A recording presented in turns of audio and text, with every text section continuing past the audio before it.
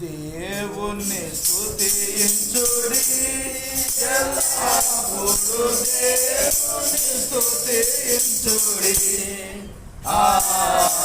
దేవుని స్తుతించుడి, ఎల్లప్పుడూ దేవుని స్తుతించుడి. ఆయన పరిశుద్ధాలయమందు, ఆయన పరిశుద్ధాలయమందు, ఆయన సన్నిధిలో, ఆయన సన్నిధిలో ఎల్లప్పుడూ దేవుని స్తుతించుడి. దేవుని స్తుతించుడి, ఎల్లప్పుడూ దేవుని స్తుతించుడి. ఆయన బలమును ప్రసిద్ధి చేయు, ఆయన బలమును ప్రసిద్ధి చేయు. ఆకాశ విశాలమందు, ఆకాశ విశాలమందు ఎల్లప్పుడూ దేవుని స్తుతించుడి. దేవుని స్తుతించుడి, ఎల్లప్పుడూ దేవుని స్తుతించుడి. సకల ప్రాణులు యెహోవా స్తుతించుడి, సకల ప్రాణులు యెహోవా స్తుతించుడి. హల్లెలూయా ఆమేన్, హల్లెలూయా ఆమేన్. ఎల్లప్పుడూ దేవుని స్తుతించుడి,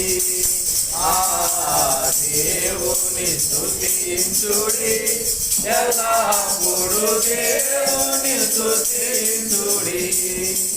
కూర్చోండి. ఆయన బలలో చేయడానికి ముందుగా మన పరిశుద్ధ గ్రంథంలో నుండి కొన్ని మాటల్ని ధ్యానం చేసుకొని మనము ఆయన యొక్క బలలో, ఆయన రక్తంలో చేసే వారికి మనం ఉందాం. దాని కొరకు ఒక మాటను చదువుకుందాం. ద్వితీయోపదేశకాండము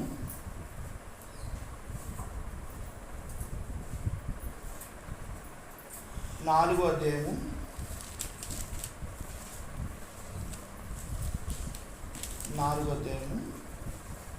25-26 వచనాలు.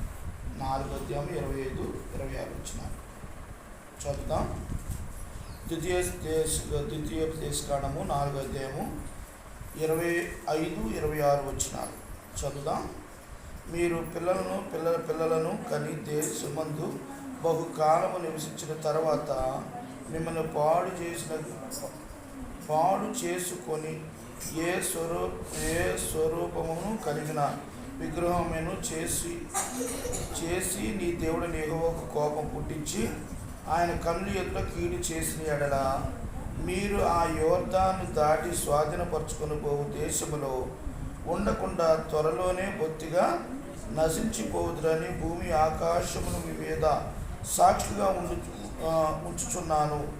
ఆ దేశమందు దినములుండక మీరు బొత్తిగా నశించిపోదురు. దేవుని సంకల్పం చిన్న ప్రార్థన చేసుకున్నాం. సర్వకృప. ఈరోజు మన అంశభాగం ఏమంటే, నీవు దీర్ఘాయుష్మంతుడుగా కావాలంటే ఏం చేయాలి? దీర్ఘాయుష్మంతుడుగా కావాలంటే నువ్వేం చేయాలి? ఏం చేయాలని దేవుడు చెప్తున్నాడు. మన అంశభాగము, నీవు దీర్ఘాయువు కావాలి అంటే నువ్వు ఎలాగ ఉండాలి? పరిశుద్ధ గ్రంథం ఏం చెప్తుంది?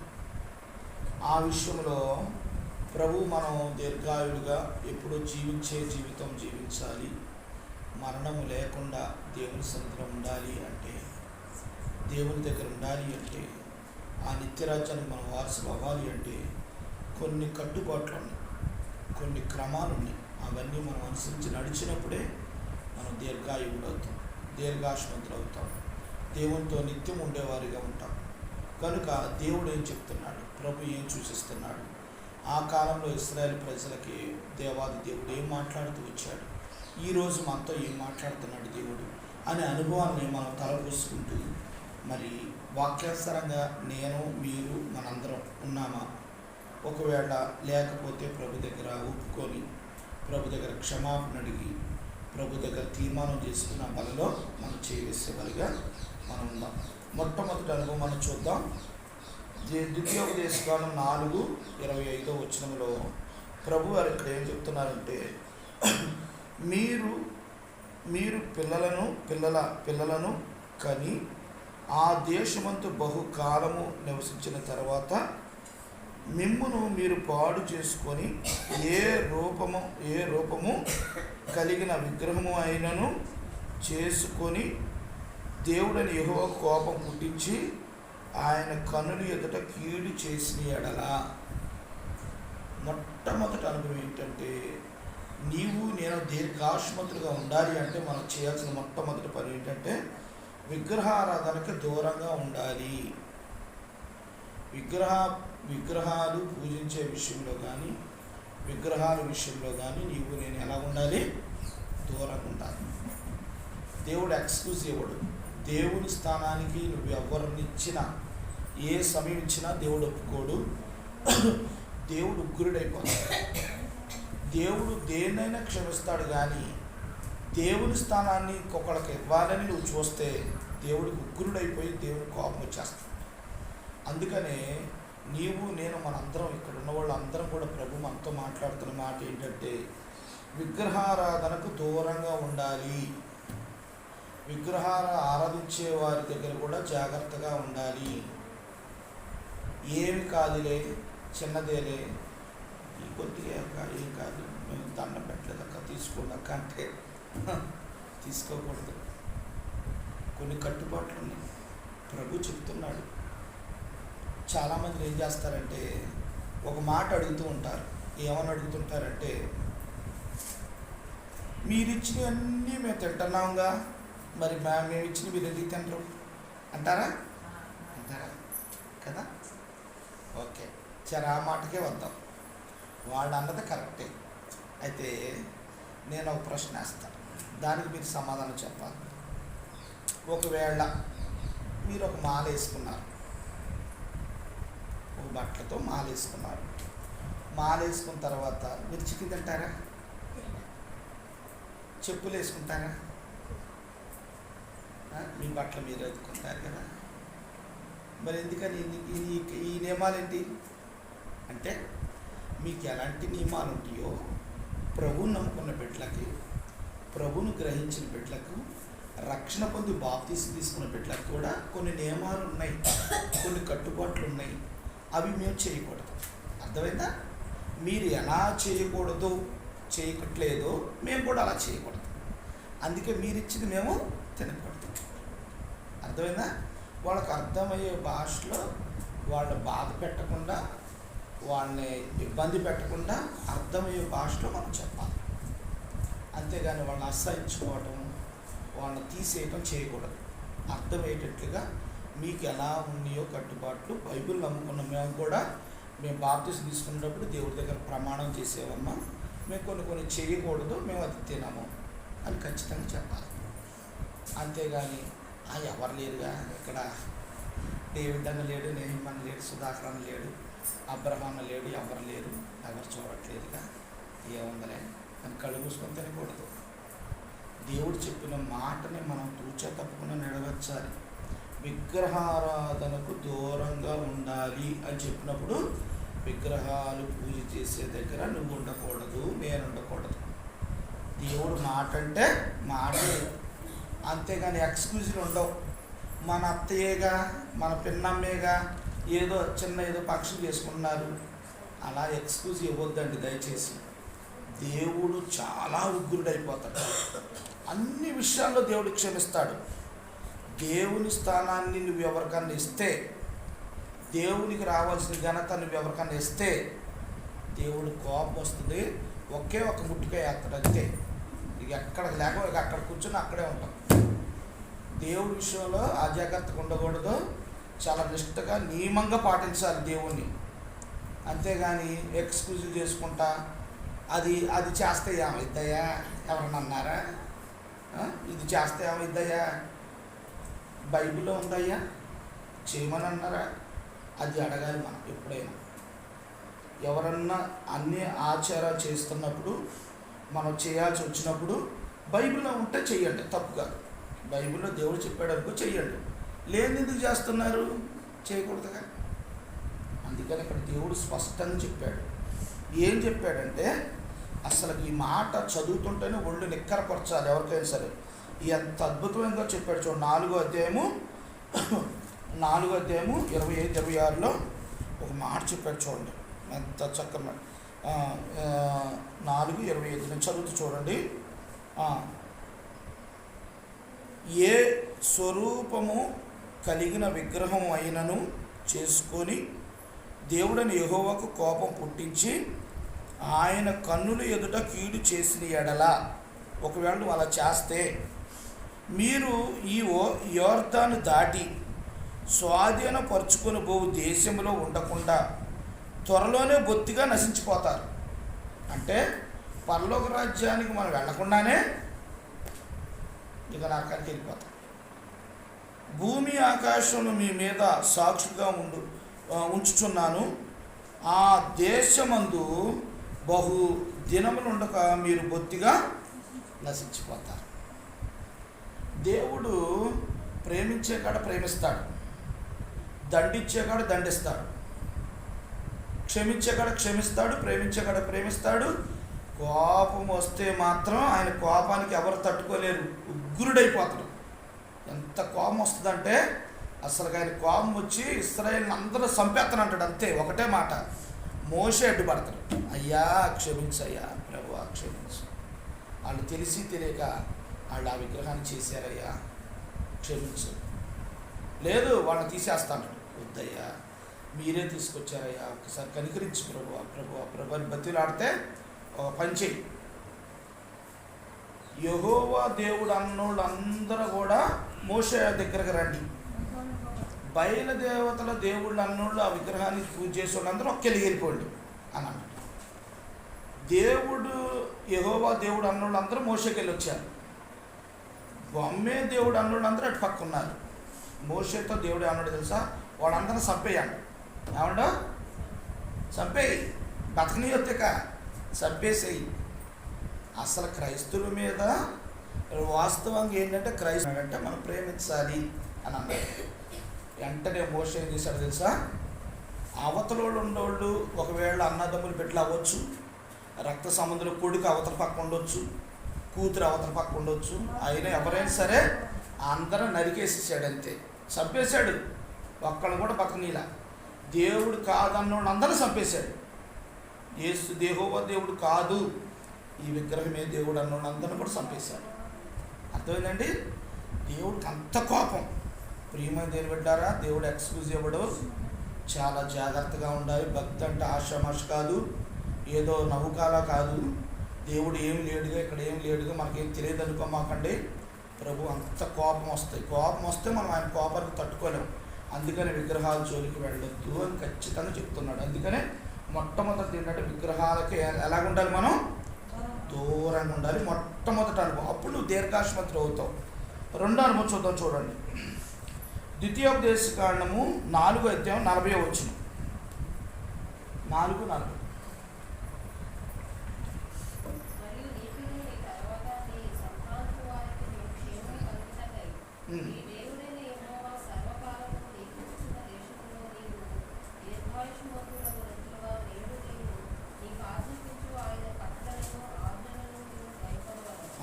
రెండో అనుభవం ఏంటంటే ఆయన ఆజ్ఞలను ఆయన కట్టలను నువ్వేం చేయాలి, గైకొనాలి. నువ్వు దేవుడి రాజ్యానికి వెళ్ళాలి అని నువ్వు ఈ రోజున అనుకుంటే ఆయన ఏం చెప్తున్నాడో విను, ఆయన ఏం చెప్తున్నాడో చెయ్యి, అంతే. రెండో మాట వద్దు, రెండోది ఎక్స్క్యూజివ్ వద్దు, అసలు దేని దగ్గరకు నువ్వు వెళ్ళొద్దు. వెళ్ళావు అంటే దానికి పనిష్మెంట్, రెండో పనిష్మెంట్ ఉంటుంది. అందుకని ప్రభు అన్నారంటే నువ్వు దీర్ఘాయుష్మంతుడు అవ్వాలి అంటే అగునట్లు నేడు నేను నీకు ఆజ్ఞాపించుతున్న ఆయన కట్టడలను ఆయన ఆజ్ఞలను నువ్వు గైకొనాలి, నువ్వు చెయ్యాలి. అప్పుడే నువ్వు దీర్ఘాయుష్మంతుడు అవుతావు, దేవుడి రాజ్యానికి వారసుడు అవుతావు. అంతేగాని నువ్వు చేసేది చేసుకుంటా ఏదో ఆదివారం వచ్చి దేవుడి దగ్గర మోకరించి ప్రార్థన చేసినంత మాత్రం నేను రక్షించడం. అలాగైతే అందరూ కూడా క్షమాపణ అడుగుతారుగా, పాపాలన్నీ చేస్తారు. అయ్యా క్షమించండి ప్రభు దగ్గర పాదాలు పట్టుకుంటే వాళ్ళకి క్షమిస్తే ఇంకా వాళ్ళకి మనకేంటి? ప్రభు కట్టడలు ఎవరైతే అనుసరిస్తారో, ఆయన మాటలు ఎవరైతే వింటారో, ఆయన మాట ప్రకారం ఎవరైతే నడుస్తారో వాళ్ళే దీర్ఘాయుష్మంతులు అవుతారు, దేవుడి రాజ్యానికి వారసులు అవుతారు. అంతేగాని వేవి చేయకుండా, దేవుని మాటలు వినకుండా, ఏదో నామకార్థ క్రైస్తవులుగా నామకార్థ క్రైస్తవులు ఉంటే దేవుడిని మాట వినడం. ప్రభువారు స్పష్టంగా చెప్తాడు ఏదైనా సరే. ఇది రెండో అనుభవం. మూడో అనుభవం చూద్దాం, చూడండి. ఎఫెసీయులకు రాసిన పత్రిక, ఇదే ద్వితీయోపదేశకాండం 5:16. మనం కొద్దిగానే చూద్దాం, మనకి సమయాన్ని బట్టి చూద్దాం. 5:16.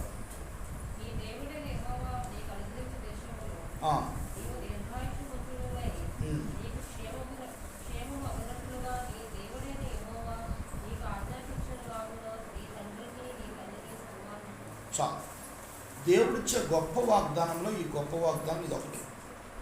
ఏం వాగ్దానం ఇస్తుందంటే, తల్లిదండ్రుల్ని ఏం చేయాలట? నువ్వు సన్మానించాలి. తల్లిదండ్రులు ఉన్నప్పుడేమో అన్నం పెట్టాం, తల్లిదండ్రులు ఉన్నప్పుడేమో వాళ్ళకి ఏమి బట్టలు కొనియవు, తల్లిదండ్రులు ఉన్నప్పుడు మందులు కొనియవు, తల్లిదండ్రులు ఉన్నప్పుడు 2 పూట్ల భోజనం పెట్టవు, వాళ్ళ ఇంటికి తీసుకొచ్చి ప్రేమతో మాట్లాడవు, వాళ్ళ ఇంటికి వెళ్ళవు, వాళ్ళని పలకరించవు. చనిపోయిన తర్వాత ఎంత ప్రేమ వస్తుందో, అమ్మో ఎంత అద్భుతమైన ప్రేమ వస్తుందో తల్లిదండ్రుల మీద. మీద పడి ఏడు చేస్తుంటారు, అది చేస్తుంటారు, ఇది చేస్తుంటారు. మా అమ్మకి అది ఇష్టం, మా నాన్నకి ఇది ఇష్టం, అది తీసుకురండి, ఇది తీసుకురాండి. చనిపోయిన తర్వాత ఏముండదండి. ఉన్నప్పుడే తల్లిదండ్రులు మన దగ్గర ఉన్నప్పుడే మనం వాళ్ళని ప్రేమించాలి, వాళ్ళని సన్మానించాలి, వాళ్ళని గౌరవించాలి. అంతేగాని తల్లిదండ్రులు లేనప్పుడు చూడటం గొప్ప విషయం కాదు. అసలుగా ఒక కొడుకట తండ్రిని తీసుకెళ్ళి ఆడ భార్య మాటలు ఇన్ని తీసుకెళ్ళి సమాధుల దగ్గర ఇచ్చిపెట్టి వచ్చాడట. పాప తీసుకెళ్ళి మా ముసలుడి కళ్ళు కనపడకపోతే ఆ చెట్టు కింద కూర్చొని అందరూ పిలుస్తున్నాడట.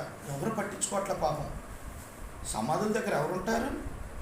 అక్కడ విడిచిపెట్టి వెళ్ళిపోయాడట తండ్రిని, సొంత తండ్రిని ఆ సమాధుల దగ్గర విడిచిపెట్టి వెళ్ళిపోయాడట. చచ్చిపోవాలి. అంత బాధకరమైన విషయం అండి. నేను కని పెంచి ఇంత ప్రయోజకుని చేసి ఇంత స్థాయికి తీసుకొస్తే నన్ను తండ్రిని ఉన్నప్పుడు ఒక ప్రేమతో మాట్లాడి, ప్రేమకు ఒక ముద్ద పెట్టకుండా, వాళ్ళకు ఒక చీరో ఒక బట్టలో ఏదో కొరియకుండా, ఏమి చేయకుండా చనిపోయిన తర్వాత ప్రేమలో ఎంత ప్రేమను చూపిస్తుంటాం. చనిపోయిన తర్వాత దేనికి పనికిరాదు, అది దేవుడు చూస్తుంటాడు. ప్రియమైన దేని బిడ్డలారా, మన దేవుడు మనకి ఇచ్చే వాగ్దానాన్ని మర్చిపోమాకండి. మీ తండ్రిని మీ తల్లి ఒకవేళ ఉంటే మీరు అదృష్టవంతులు. వాళ్ళని బాగా ప్రేమించండి, బాగా సన్మానించండి, గౌరవంగా మాట్లాడండి. వాళ్ళకి ఏం అవసరం ఉందో అది తెలుసుకోండి. భార్య వచ్చిన తర్వాత తల్లిదండ్రులు విడిచిపెట్టవద్దు, వాళ్ళని ప్రేమించండి. అలాగే భార్యకు కూడా తల్లిదండ్రులు ఉంటారు, వాళ్ళని కూడా ప్రేమించండి, గౌరవించండి. అంతేగాని వాళ్ళని విడిచిపెట్టి నాకెందుకు అనుకోమాక, ఇక వాళ్ళ పని వాళ్ళు చూసుకుంటారు అనుకోమాక. ప్రియమంది బిడ్డలు ఒక్క ప్రేమతో ఒక మాట మాట్లాడితే ఉప్పొంగిపోతారు తల్లిదండ్రులు. కనుక ప్రియమంది బిడ్డారా, నిజంగా నీవు నేను మనందరం కూడా తల్లిదండ్రులు మనం ఏం చేయాలట? సన్మానించాలి, ప్రేమించాలి. నేను కూడా మా నాన్నకి ఎంతో దూరంగా అయిపోయాను. మా అమ్మకి మా నాన్నకి చాలా దూరంగా ఉన్నా చాలా కాలం. నేను ఈ వర్క్ నిమిత్తము, ఈ కంటికి సంబంధించిన వర్క్ నిమిత్తం హాస్పిటల్ వర్క్కి దూరం వెళ్ళిపోయే వాళ్ళకి కొన్ని సంవత్సరాలు దూరం వెళ్ళిపోయాయి. లెటర్లో ఫోన్లోనే, అప్పట్లో ఫోన్లు లెటర్ రాయటమే తప్ప ఫోన్లు, అది తలుచుకుంటే చాలా కన్నీరు వస్తుంటుంది అన్నమాట. వాళ్ళు ఎంత బాధపడి వేదన పడి ఉంటాడో నా కొడుకుని చూడాలని, నాతో మాట్లాడాలని. నిజంగా ప్రియమైన దేని పెట్టారా, వాళ్ళు ప్రేమ, తల్లిదండ్రుల ప్రేమ ఎంతో గొప్పది. కనుక ప్రభు మాట అంటున్నాడు, గొప్ప మాట ఏంటో తెలుసా? నీ తండ్రిని నీ తల్లిని సన్మానించు, అప్పుడు నువ్వు దీర్ఘాయుష్మంతుడు అవుతావు. ప్రియమైన దేని పెట్టారా, ఇది ఎన్నోది? 3వది. 4వది చూద్దాం, చూడండి. ద్వితీయోపదేశకాండము 5:33. 5:33 చదవండి.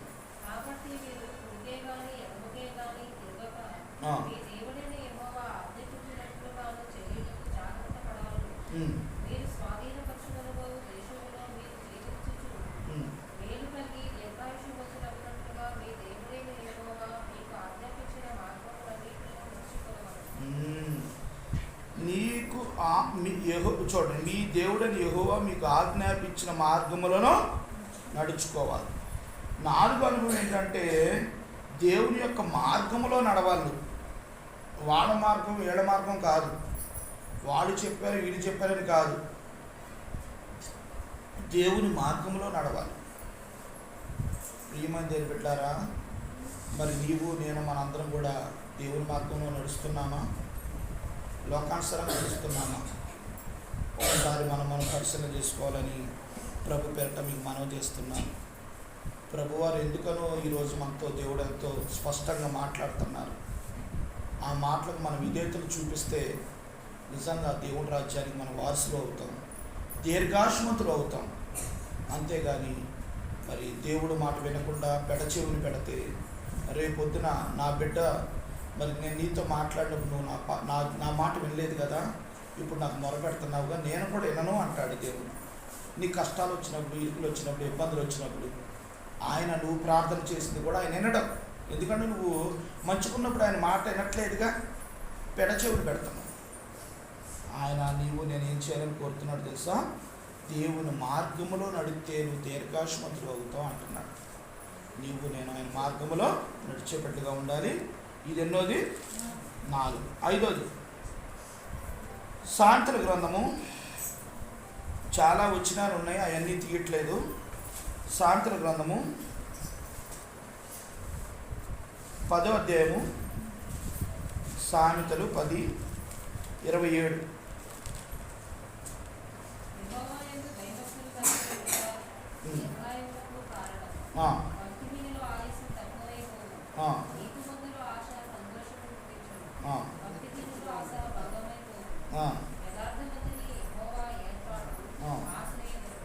చాలు. ఇక్కడ చూడండి, 27వ వచనం చదువుతాను చూడండి. యెహోవా యందు భయభక్తులు కలిగి ఉండుట దీర్ఘాయువుకు కారణం.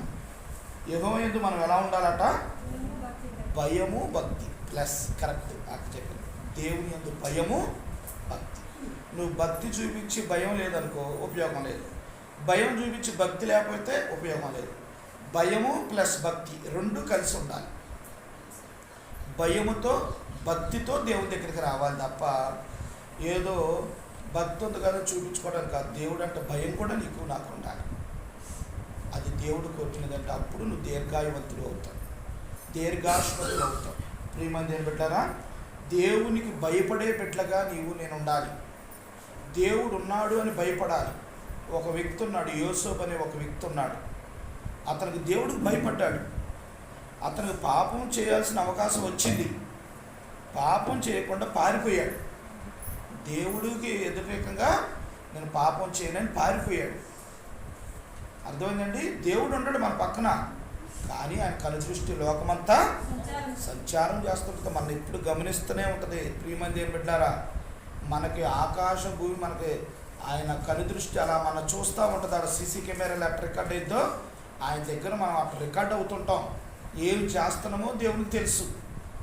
అందుకనే ఎవరిని మెప్పించడానికి వద్దు, మనం దేవుని వైపు చూసి దేవుడికి ఇష్టమైన బిడ్డలుగా మనం ఉండాలి.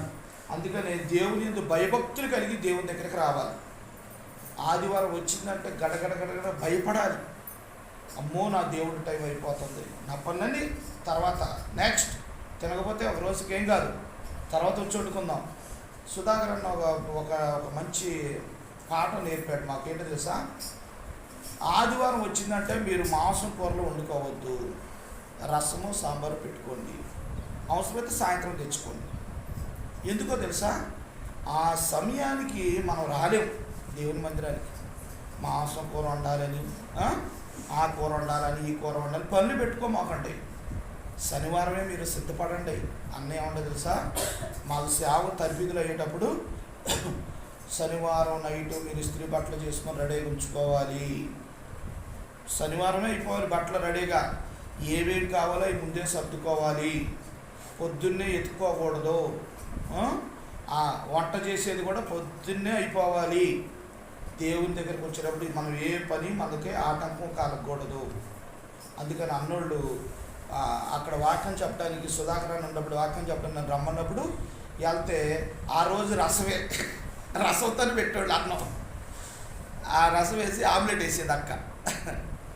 ఆ భోజనం పరిచర్యకి వెళ్తే అక్కడ భోజనం పెట్టేవాళ్ళు అక్కోళ్ళు. చట్నీ అను రసం వేసి సాంబార్ వేసి పెట్టేవాళ్ళు. అన్న ముందే చెప్పాడు మాకు, ఎందుకంటే అది ఒక క్రమం. ఆ పిల్లలకు కూడా అది అలవాటు చేశాడు అన్న. ఆదివారం మాంసం కూరలు వండుకోవడానికి సమయం కాదు, మనకు దేవుని మందిరం ముఖ్యం.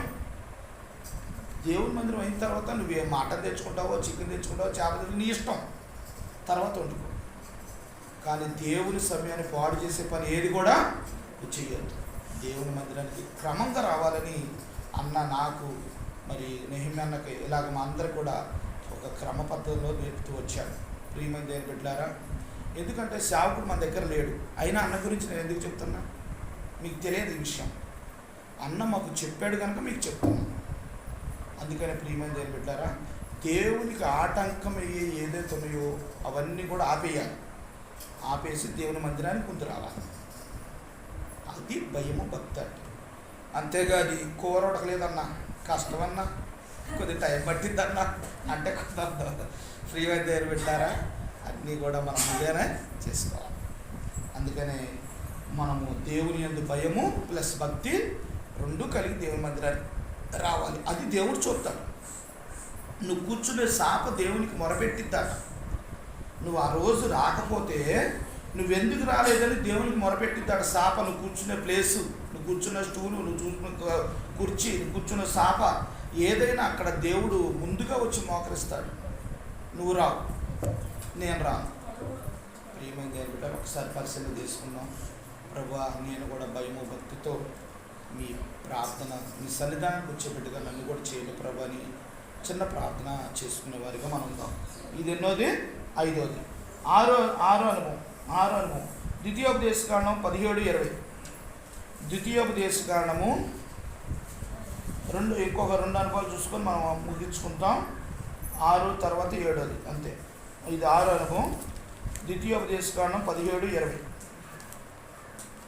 17వ అధ్యాయం 20 వచ్చిన చదవండి.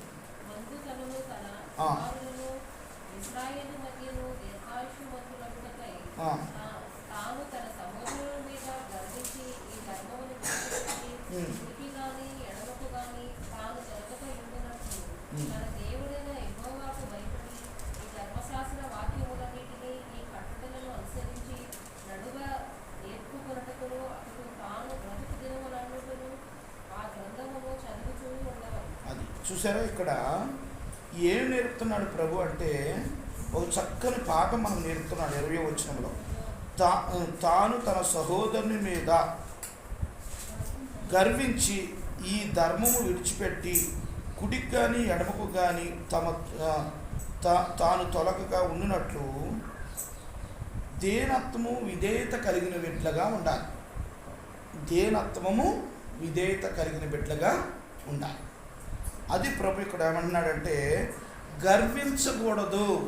గర్వం నీలోకి నాలోకి రాకూడదు. నాకు అది ఉంది ఇది ఉందని నువ్వు కాలర్ ఎగరేయకూడదు. కాలర్ ఎగరేస్తే దేవుడు ఏం చేస్తాడు? కాలర్ని నేను కట్టి డాక్టర్ గారి దగ్గర చేసేవాడు తణుకులో. మీకు చాలాసార్లు చెప్పే ఉంటాను, నాకు గుర్తులేదు. కాలర్ ఒకటి పొరపాటున ఇలాగున్నా, ఒకవేళ మనం ఏదైనా టయానికి రాకపోయినా, ఏదైనా ఆయన పట్టించుకోకపోయినా పిలిచి నన్ను స్వామి అన్నాడు. స్వామి కాలు ఎత్త మాకే దించేస్తాడు, కాలు ఎగరేస్తున్నావు దించేస్తే అనుకున్నావు అన్నాడు. అంత ఖచ్చితంగా చెప్పేవాడు అన్నమాట. ప్రియమైన దేవుని బిడ్డలారా, అసలు చిన్న పిల్లలకు చెప్పినట్లుగా చెప్పేవాడు. సినిమా హాల్లోకి వెళ్ళమాక, నిన్ను మోసం చేస్తారు, నువ్వు పాడైపోతావు అని అన్నీ చక్కగా నేర్పుతూ వచ్చాడు. పెద్ద డాక్టర్ ఆయన. తణుకులో ఈ వీధి నుండి ఆ వీధికి ఉంటుంది బిల్డింగు, 5 స్టేర్లు ఉంటుంది, ఒకటే బిల్డింగు పెద్దది. ఆ రోడ్డుకి ఈ రోడ్డుకి మధ్యలో బిల్డింగ్ అంతా డాక్టర్ గారిదే. అంత పెద్ద హాస్పిటల్లో నేను చేశాను. ప్రియమైన దేవుని బిడ్డలారా, అయితే ఆయన ఏమన్నాడు అన్నమాట, తగ్గించుకొని ఉండాలి, వినయంతో ఉండాలి, వచ్చిన పేషెంట్తో రెస్పెక్ట్ ఇచ్చి మాట్లాడాలి, గౌరవించి మాట్లాడాలి. మన దగ్గరకు వచ్చారని కారు ఎగరేయకూడదు, గౌరవించాలి. రండి సార్ కూర్చోండి, ఏం కావాలండి చెప్పండి అని ప్రేమతో మాట్లాడాలి, వాళ్ళని ఆకర్షించాలి. చాలామంది ఏంటే ఉండు ఖాళీ లేదు తర్వాత అక్కడుండే మన పొరపాటు. ఎందుకంటే చిన్న పని అయ్యే రేపు పొద్దున ఏమవుతుంది, పెద్ద పని చేయించుకుంటారు మన దగ్గర, మన గౌరవాన్ని చూసి. అవును కదా, మా తమ్ముడు మన వెళ్ళగానే ఎంతో గౌరవించాడు, ఆ చిన్న పని చేసి పెట్టాడు, మనం కూడా రేపు పొద్దున ఏదైనా ఏదైనా పెద్ద పనులు వచ్చినప్పుడు మనం ఆయనకి ఇద్దాం అనేటట్టుగా ఉంటారు. మనం ప్రతి విషయంలో గౌరవం ఇవ్వాలి, విధేయతతో మనము క్రమశిక్షణ నేర్చుకోవాలి. అంతేగాని మనం ఇప్పుడు నేను ఒక యూట్యూబ్లో ఒక మేడం గారు చెప్పే మాట నేను విన్నాను. ఆమె ఏమంటుందంటే, కళ్ళజోడు షాపులు చాలా ఉన్నాయి, నీ షాప్కి ఎందుకు రావాలి? నీకంటే క్వాలిటీ ఉన్న ప్రేమలు వేరే వాళ్ళ దగ్గర ఉన్నాయి, నీకంటే మంచి ప్రేమలు ఉన్నాయి, నీ దగ్గర ఉన్నదానికంటే వేరే వాళ్ళ దగ్గర కూడా ఉన్నాయి, నీ దగ్గరికి ఎందుకు రావాలి? ఇన్ని బండి బిల్లులు ఇన్ని షాపులు ఉన్నాగా నీ దగ్గరికి ఎందుకు రావాలి అంటే, నీలో ఒక ప్రత్యేకత ఉండాలి. ప్రత్యేకత అంటే నువ్వు మంచిగా మాట్లాడటము, గౌరవించటము, వాళ్ళకు ప్రాముఖ్యత ఇవ్వటము చేయాలి. మనిషి లోపలికి వచ్చిన వెంటనే మన సిరినవ్వుతో వాళ్ళని పలకరించాలట. అసహించుకోవటం, తిరస్కరించడం చేయకూడదు. సిరినవ్వుతో రెండక్క ప్రైజ్లాడు, రెండన్న ప్రైజ్లాడు అని గౌరవంగా మనం పలకరించాలి. అప్పుడు అవతల వ్యక్తి మర్చిపోలేడు, నిన్ను నన్ను మర్చిపోలేడు. మనం కూడా అలా నేర్చుకోవాలి. విధేయతలు మనం కలిగిన వారుగా ఉండాలి. అంతేగాని మన దగ్గర పనికి వచ్చారని మనం తక్కువ చేయి మాట్లాడకూడదు. వాడిని ప్రేమగా గౌరవంగా ఉండాలి. ప్రియమంది ఏంటంటారా, డాక్టర్ గారు భోజనం ఉండి వాళ్ళ మేడం గారు లేరు, ఊరెళ్ళారు. డాక్టర్ గారు భార్య ఊరెళ్ళారు. డాక్టర్ గారు అన్నం వండితే నేను ఒక్కడనేగా రూమ్లో ఉండేది, నన్ను భోజనానికి రమ్మంటే నాకు అసలుగా భయం వేస్తుంది. పెద్ద బిల్డింగ్, ఎప్పుడు లోపలికి వెళ్ళాలా నేను, లోపలికి రాను. సరే పక్కన కూర్చోండి, కింద కూర్చోండి, డైనింగ్ టేబుల్ మీదకి రాను, దూరంగా కూర్చున్నా. అది ప్రతిదీ భయమే. అంత స్ట్రిక్ట్గా నేర్పాడు ఆయన క్రమశిక్షణ. నిజంగా ఇప్పుడు కూడా చాలా క్రమశిక్షణ. వచ్చి టేబుల్ దగ్గరికి వచ్చేటనుడు, ఏంటయ్యా స్వామి ఏం తుడిసావు, దేంటి దుమ్ము అనుడు. ఏది ఆయన అరగంటకి వచ్చేవాడు, మెత్తు కుడిసిన అరగంటకే మళ్ళీ దుమ్ము పడేది. అంటే అంత నీట్గా ఉండాలనేవాడు ప్రతిదీ కూడా. అంటే ప్రియమంది ఏంటంటారు, అలా విధేయతలు నేర్పుతూ వచ్చిన వాళ్ళతో ప్రేమతో మాట్లాడాలి అని చెప్తూ అలా క్రమశిక్షణ నేర్పుతూ వచ్చినప్పుడు సమాజంలో ఎవరిని ధిక్కరించరో, ఎవరు నీకు వ్యతిరేకలు ఎవరో అందరూ నిన్ను ప్రేమతో ప్రేమిస్తారు. అందుకని ఇక్కడ ప్రభువారు కూడా అందరి దేనత్వము విధేయత చూపాలి. ఈ లోకంలో నువ్వు దేనత్వం కలిగి ఉండాలి, విధేయత చూపాలి. నిన్ను నమ్ముకున్న వారిని నువ్వు ఎప్పుడు కూడా మోసము చేయకూడదు. నిన్ను నమ్మి వచ్చాడు, అతనికి న్యాయం చేయి, ₹1 ఎక్కువ తీసుకో, కానీ అన్యాయం చేయొద్దు, మోసం చేయొద్దు. మేము ఆప్టికల్స్కి వెళ్ళేటప్పుడు సామాన్ కొట్టడానికి వెళ్తాం. వెళ్ళినప్పుడు ఒకసారి నేను తెలియక కొత్తలో విజయవాడ వెళ్ళినప్పుడు తీసుకోవడానికి వెళ్తే ఫస్టా సెకండ్ ఇవ్వమంటారా అన్నాడు. నాకు అర్థం కాల. ఫస్టా సెకండ్ అంటే, ఫస్ట్ హ్యాండ్ అంటే క్వాలిటీ మంచి కంపెనీ అద్దాలు, రెండో రకం అంటే క్వాలిటీ తక్కువ అద్దాలు. అసలు ఎప్పుడు అలా చేయమాకన్నా, నేను ఎప్పుడు వచ్చినా ఫస్ట్ క్వాలిటీ ఇవ్వు, అవసరమైతే వాళ్ళు ₹1 ఇస్తారు, కానీ మీరు అలా చేయమాకండి అని వాళ్ళకు అలాగే ముందుగానే నేర్పాను. ఎందుకంటే వాళ్ళు అక్కడ చాలామంది ఏంటంటే, ఈ సిటీ వాళ్ళు ఏం చేస్తారంటే, కొంతమంది ఇది బిజినెస్ రహస్యాలు మీకు చెప్పకూడదు, తక్కువ క్వాలిటీ వేసేస్తారు. అలాగా అది మనది ఎప్పుడూ ఉండదు. ఏదైనా సరే ఫస్ట్ కంపెనీ అద్దాలే మనకు కావాలి అని చెప్తాను అన్నమాట. ఎందుకంటే వాళ్ళు ₹1 ఇస్తారు, మనం వాళ్ళని ఎందుకు మోసం చేయాలి? అలాగే విధేయతలు అనేది చాలా ప్రాముఖ్యమైనవి. నీవు నేను మనందరం కూడా చిన్నోళ్ళైనా పెద్దోళ్ళైనా గౌరవంగా ఉండాలి, గౌరవంగా పిలవాలి. చిన్నపిల్లలకైతే మర్యాదలు నేర్పాలి, పెద్దోళ్ళు వచ్చినప్పుడు ప్రైజ్లాడ్ చెప్పాలని వాళ్ళకి నేర్పించాలి. అక్క వచ్చినా అన్న వచ్చినా అన్న ప్రైజ్లాడన్నా, రెండన్నా కూర్చోండి అన్న, మంచిగా తాగండి అన్న అని పిల్లలకి అలాంటి గౌరవమైన మంచి మంచి పదాలు వాళ్ళకి నేర్పాలి. ఖాళీగా ఉన్నప్పుడు తల్లిదండ్రులుగా మనం వాళ్ళ పిల్లలకి నేర్పాలి. ఇవన్నీ కూడా చాలా ప్రాముఖ్యమైన విషయాలు. మనం సండే స్కూల్ పిల్లల్లో వాళ్ళు చెప్తుంటారు టీచర్స్. ప్రియమంది ఏంటంటారు, ఇది ఎన్నోదండి 6 దేనత్వము విధేయత అనేది మనకు ఉండాలి. అప్పుడు దేవుని యొక్క రాజ్యానికి దీర్ఘాయుష్మంతులు అవుతాం, ఉన్నతమైన స్థాయిలో ఉంటాం. ఇది 6. 7 చూద్దాం, చూడండి లాస్ట్ అనుభవం. ద్వితీయోపదేశకాండము 30వ అధ్యాయము, ద్వితీయోపదేశకాండం 30వ అధ్యాయము 17-18 చదవండి.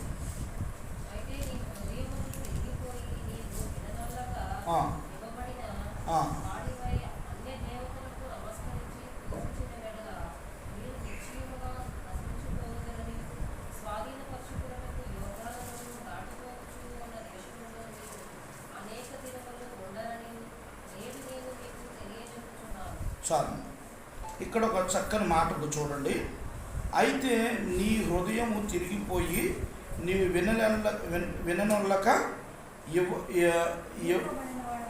ఏడవబడిన వాడివై అన్ని దేవతలకు నమస్కరించి పూజించిన ఎడల, అంటే దేవుని ఎడల వెనక్కి తిరగటం. నాగట మీద చెయ్యి వేసి వెనక తట్టు చూసేవాడు నాకు పాత్రుడు కాదు. నన్ను దేవుని క్రమంలో నేర్పించిన బ్రదర్ సత్యం బ్రదర్ అని అన్న ఉండేవారు. నేను హిబ్రోనికి రాకముందు అన్నడు ఏదైనా మీటింగ్కి వెళ్దాం అనుకున్నాం అనుకోండి, ఇప్పుడు క్రాంతి తమ్ముడు ఏమిటి అట్ట వస్తుండో అట్ట నేను కూడా అన్నమ్మట వెళ్ళేవాడిని. వెళ్ళినప్పుడు నైటు 9ంటికి అక్కడ మీటింగ్ అనుకో, నైట్ పూట అయ్యాలకి అన్న ఈ నైట్ ఏమి వెళ్తాం అన్న వద్దులే ఆగుదామంటే నాకట మీద చేయి పెట్టి వెనక తట్టు చూస్తే ఆయన పాత్ర కాదు, అంత చీకటైనా వెళ్ళాల్సిందే అన్నాడు. వెళ్ళిపోయి పెడని వెళ్ళాం. ఒకరోజు నైట్ 1:00-2 అయింది వచ్చారకి. అంటే దేవుని యొక్క విషయంలో వెళదామని వెనక తిరగకూడదు. ఎప్పుడైనా నాగట మీద చేయబెట్టి వెనక తట్టు చూడటం, దేవుని దగ్గరకు వస్తూ దేవుని దగ్గరకు రాకుండా మళ్ళీ వెనక్కి తిరిగిపోవటం, అవి ఎప్పుడూ మనం చేయకూడదు. అవి చేస్తే దీర్ఘాశ్మంతులు అవ్వం. మనం ఎన్ని కష్టాలు వచ్చినా, ఎన్ని ఇరుకులు వచ్చినా, ఎన్ని ఇబ్బందులు వచ్చినా ముందుకే సాగిపోవాలి, కానీ వెనక్కి వెళ్ళకూడదు. అందుకని ప్రభువారు ఏమన్నారంటే దేవుని ఎడల వెనక్కి తిరగకూడదు. ఏ విషయమైనా సరే వాళ్ళున్నారు వీళ్ళున్నారని ఎవరి వైపు చూడొద్దు. నువ్వు దేవుని కోసం ముందుకు వెళ్ళు, దేవుని కొరకు ప్రాధేయపడు, దేవుని కొరకు ప్రార్థన చేయి, దేవుడు ఏం చెప్తే అదే చెయ్యి, అంతేగాని వెనక్కి తిరగొద్దు.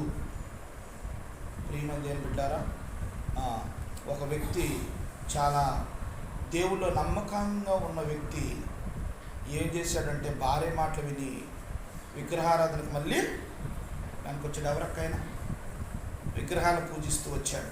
భార్య మాట సొలొమోను అర్థమైందంటే ఎంతో దేవుని యందు చక్కని జ్ఞానం కలిగి దేవుని ప్రకటించిన వ్యక్తి భార్యల మాట విని విగ్రహాల దగ్గరకు మళ్ళీ వెనక్కి తిరిగాడు. అది చాలా తప్పండి. పొరపాటును కూడా దేవుని విడిచిపెట్టి వెనక్కి వెళ్ళకూడదు. మనం వెళ్తే ముందుకే వెళ్ళాలి తప్ప ఎన్ని కష్టాలు వచ్చినా వెనక్కి వైపు చూడటం కానీ వెనక్కి తిరగటం కానీ అసలు మన పొరపాటున చేయకూడదు. ఇది ఎన్నోదండి? 7 అనుభవాలు చూసాం కనుక 7 అనుభవాల్లో దేవుడు నీతో నాతో మాట్లాడుతూ వచ్చాడు. ఇవన్నీ తలపోసుకుంటూ మన బలలో చేద్దాం. మొట్టమొదటి అనుభవం ఏంటంటే విగ్రహారాధన దూరంగా ఉండాలి. విగ్రహారాధనకు దూరంగా ఉండాలి. రెండోది ఆయన ఆజ్ఞలను గైకొనాలి. మూడోది తల్లిదండ్రులను సన్మానించాలి. నాలుగోది దేవుని మార్గంలో నడవాలి. ఐదోది దేవునికి భయపడాలి. ఆరోది దీనత్వం విధేయత కలిగి ఉండాలి. ఏడోది దేవుని ఎడల వెనుక తిరిగే స్వభావం నీకు ఉండకూడదు. ఈ 7 అనుభవాన్ని నువ్వు దృష్టిలో పెట్టుకో. లోకంలో జీవించాలి, లోకమాలైన మనకు అంటకుండా జ్ఞానం కలిగి దేవుడు చెప్పిన మార్గంలో నేను నడిస్తే దేవుని యొక్క రాజ్యానికి, పరలోక రాజ్యానికి వారసులు అవుతాం. దేవుడు చిన్న వాక్యము దేవుడు దీవించిన గాక. అందరూ మోకరించండి. చిన్న ప్రార్థన చేసుకుని బలలో చేవేద్దాం.